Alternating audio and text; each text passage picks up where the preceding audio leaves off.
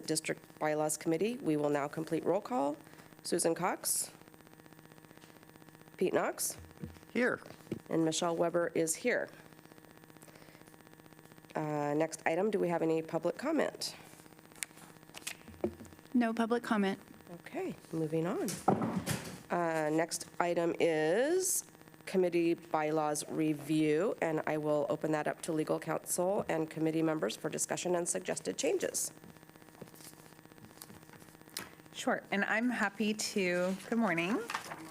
So I prepared a memo that summarized the changes. Because we changed the formatting, it makes it too overwhelming to read and redline.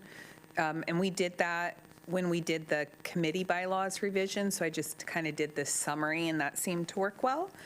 So I'm happy to just kind of go over them kind of section by section, and then if you all just want to interrupt, if you want to talk about one of them. There's a couple more substantive changes for which we'd like your feedback. This will be on the board agenda for the June meeting. Okay, so these were the board bylaws that were amended and restated substantively in 2022, and then we did a very minor revision last year to kind of change some titles and change the officer terms to the fiscal year. And so in our new section 1 of the bylaws, organization and purpose, we've made some somewhat substantive changes, but we've just allowed for a little bit more flexibility in the language of the geographic areas that LTD serves. We've also allowed for some more flexible language in the role of the board. It previously had 5 policy areas that you focused on, and we just said including but not limited to, because if there's a new area that comes up, the board might want to focus on that. And then the last change in that section was just to condense language regarding the contract review board. So the contract review board's actually a statutory term, and we don't need a lot of language in the bylaws to supplement it because the public contracting code already talks about that. It is. And so that's pretty much just what I stated in the bylaws, because that's what the statute states. There was a lot more language in the old bylaws about it. We don't really need it because of the point you just made. So, okay. So I didn't have any comments on section 2 of the bylaws, which were membership and appointment, or section 3, terms of service, vacancies, resignation, and removal, because those mostly stayed the same. Okay, on section 4,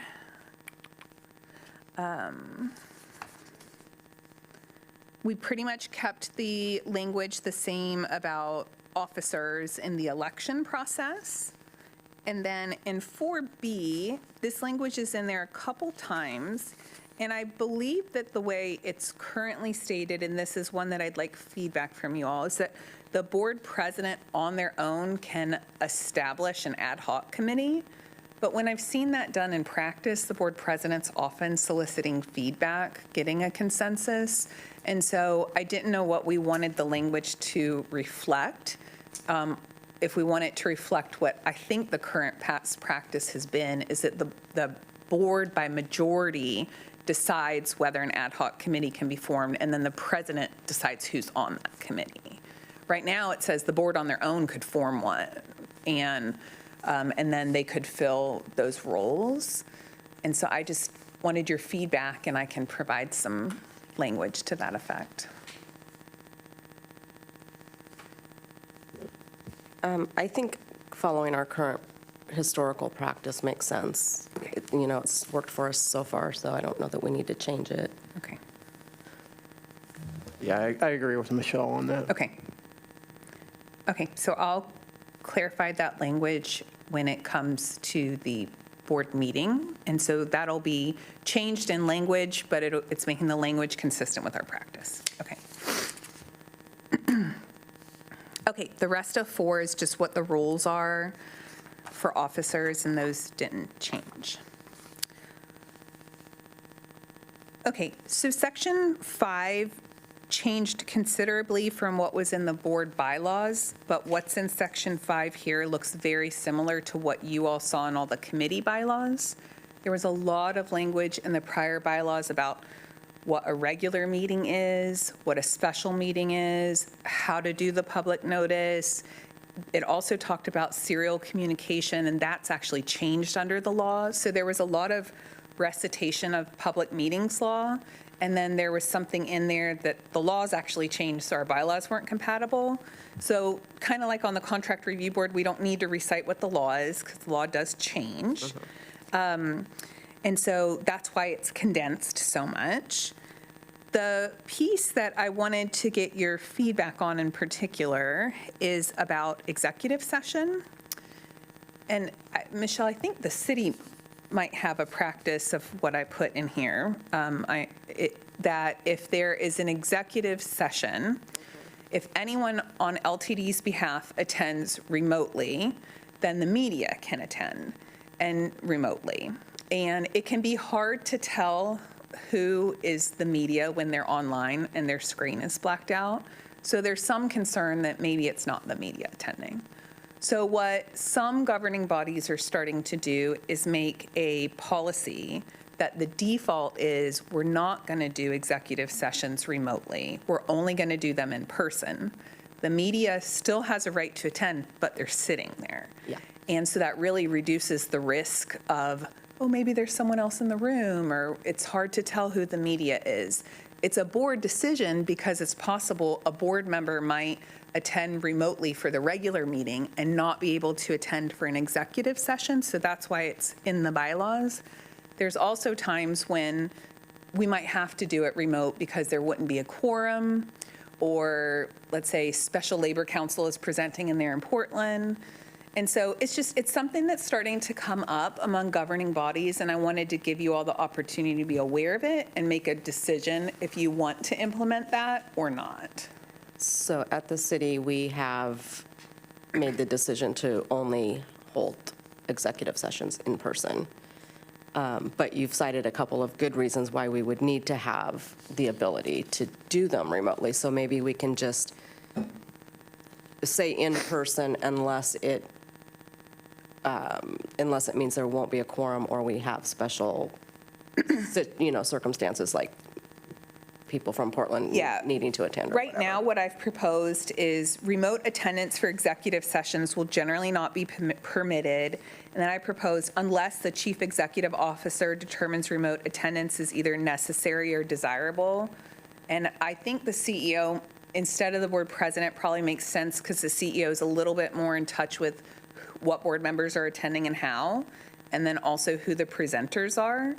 And so it's a little bit of broad language that says our default is in person, but if we're not going to have a quorum, if somebody can only present, then the CEO can say, we're doing it remotely. Yeah, I think that makes sense. Okay. Yeah, I was concerned about that. When I was reading that, I was going, in the past, we've had people remote in. But I get what you're saying, and you've answered a lot of the questions I actually had around that language. Okay. But I agree that it should have some flexibility there because Right. that's how the world works. Yes. Okay, that sounds good. Okay, so that's 5.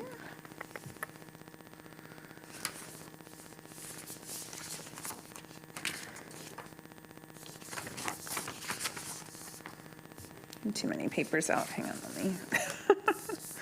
Story of my life. I'm getting mixed up. So 5. Okay.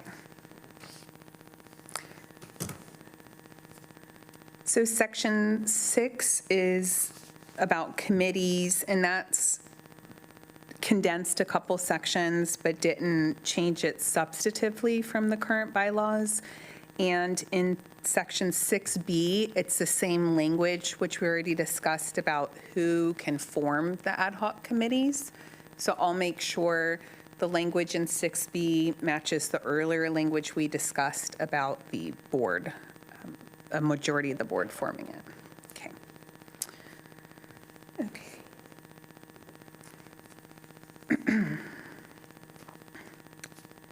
So on section 7, that is condensed. This mirrors the committee bylaws quite a bit, and it just reiterates that directors are expected to cast a vote on all matters except a conflict of interest. And then unless it's specifically indicated otherwise or permitted by law. So there's 2 exceptions there that I just want to talk about. For example, under the CEO contract, terminating the CEO requires a supermajority, and so that's unless otherwise. If there's any exception in law that would require a supermajority or less than a majority, I wanted to make those carve-outs for some flexibility, but generally, it's a majority, it's 4 of 7, even when people are absent. And so we have flexible language, but to govern those concepts. Okay, so then in section 8, portions of this, especially 8A, the legal requirements, looks like the committee bylaws where we reference a lot of different, basically chapters of the ORS that are applicable. Sections B and C, I want to focus a little bit on here because they look different than the committee bylaws. In your current version of the bylaws, there was a pretty lengthy section that talked about directors' responsibilities. And I think it was its own section, and it had several subsections, but it just said, directors shall comply with this policy in the board governance manual, and then it kind of restated it. And so I've just condensed that to 1 paragraph and said, the board's going to adopt this board governance policy manual from time to time, and you're going to comply with it. Because we don't want to have things in the bylaws that copy and paste from the board governance manual, and then you update that, and then we have to update the bylaws again. So I'm trying to make them flexible enough to go together. Okay. So 8C is one that I wanted to call your attention to in the memo, and one that I want to talk to you all about.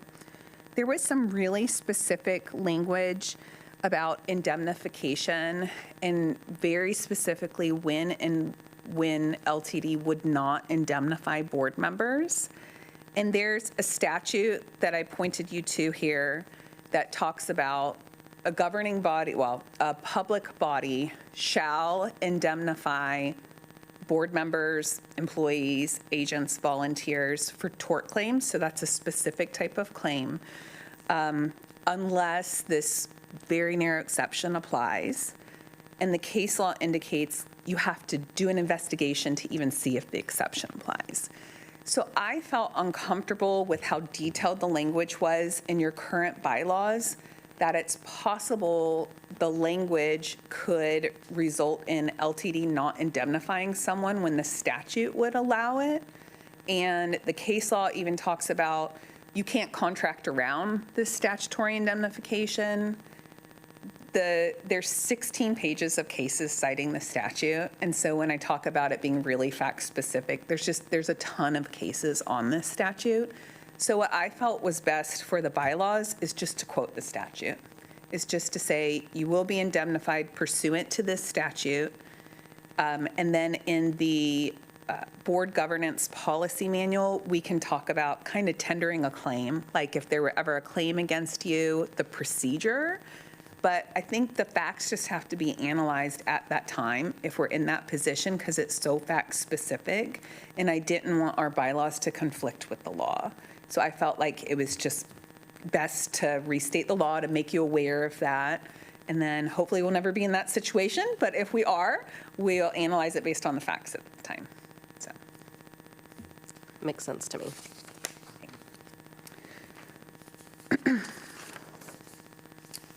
Okay, then there was a section regarding the CEO in the bylaws, and I talked to Carmen about this. I felt that that was kind of unusual when I haven't seen that in any other board bylaws. I do think having like a working agreement with the CEO is good, but the board bylaws are supposed to govern the board members and the board meetings. And so I felt that dealing with that somewhere else kind of made more sense. And it also, the language we currently had kind of just reference those agreements anyway. And so I just removed that section from the bylaws. Okay. So then there was a handout that I just want to call your attention to. So there's a few additional non-substantive revisions that are shown in red line. And so I had kind of turned these in, and then Carmen's paralegal Patrick made a few revisions. And so those are shown in red line, and I can just kind of go through those. They're not in the memo.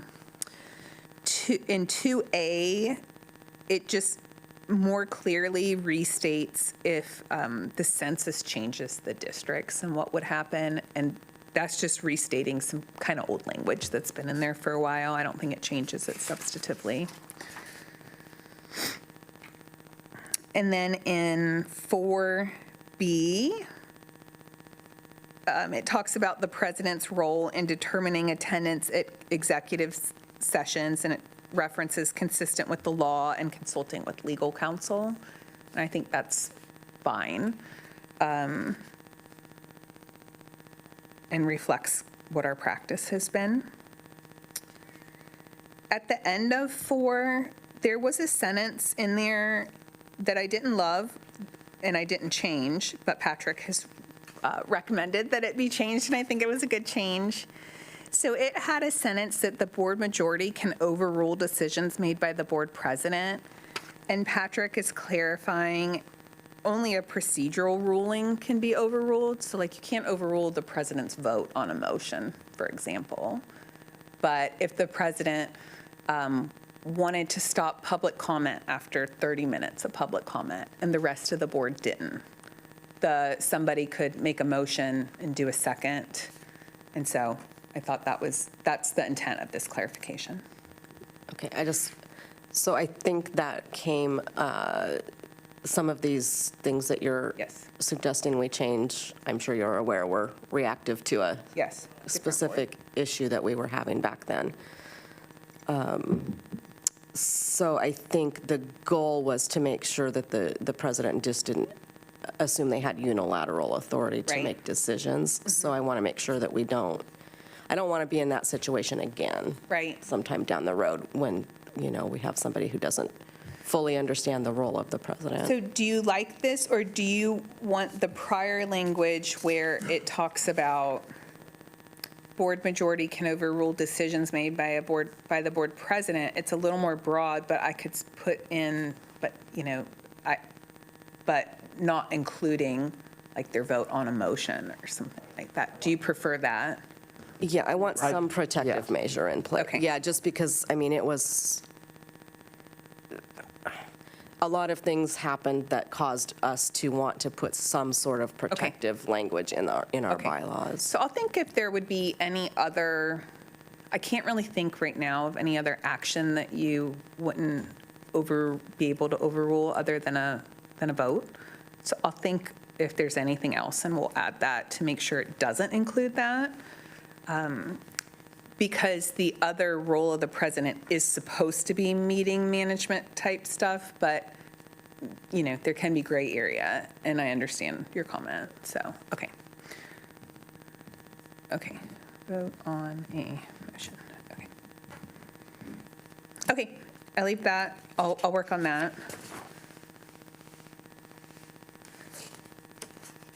Okay, and then the committees, I think we just changed the president there, so that's non-substantive. Okay, so that's the bylaws, and so I'll just pause to see if you have any other comments on that, because I want to talk about some related documents, but not the bylaws. Do you have any other questions on this one, Pete? No, I think we've got it covered. Okay. So there are 2 other related documents in reviewing the bylaws that I thought would make a more holistic update to board governance. For a very, very long time, LTD has had an actual ordinance that talks about public meetings, and I think it's completely unnecessary because public meetings law governs most of those requirements. There's a couple places where the ordinance conflicts with what's in the bylaws, And normally ordinances are akin to like local law. So our ordinance, I think 36, like conduct on district property, that makes sense to be an ordinance. Something about how meetings are run, you don't need it to be in an ordinance. And so it's either in the law or these bylaws. And so as we move through this year, we're likely going to bring to the board documents to repeal that ordinance. We just don't need it anymore. So we're trying to clean that up. Yeah, if I understand correctly, in where you wrote down here, it said it basically ordinance 52 is largely redundant. Yes. To the law mostly, right? Yeah. Yeah. So we just don't need it. And might not even, at this point, be in compliance with the Correct. law. That's right. There's a couple places where I don't think it is, so. Yeah. And then the second piece is the board governance policy manual. That is a larger document, and that's something that I've talked to Carmen about, I think would be good to simplify and update. So, that won't be happening in the next month, but I think especially because in the bylaws, we're referencing compliance with the board policy manual, then, it's good to update it from time to time. I always think any documents that governs conduct of board members needs to be adopted by the board. And so that would be a document that would come back to the board. And then I think we've covered all the committee bylaws last year that they got adopted. This is the update to the board bylaws. So these are kind of the last two pieces. And then all the governance stuff will be updated. Okay, I think that sounds like a really good plan, and I'm sure they could use some cleaning up at this point, so. Yeah, okay. I don't have anything else, and thank you for your feedback. It's nice to be at this point, so. I also, I guess, likely this ad hoc committee can dissolve when we go to the next board meeting. And so we can talk about whether that's on the agenda or just letting the board president know so they can make a comment about it. It might be possible that it would make sense for revisions to the board governance manual if we need feedback to come back to this committee. And so we just might think about that and keep you all updated and get your feedback on that. So, okay. Sounds good. Thank you. All right. Any other questions, thoughts? I think it looks good. Okay, great. Well, if there are no other questions, comments, we are adjourned. Thank you.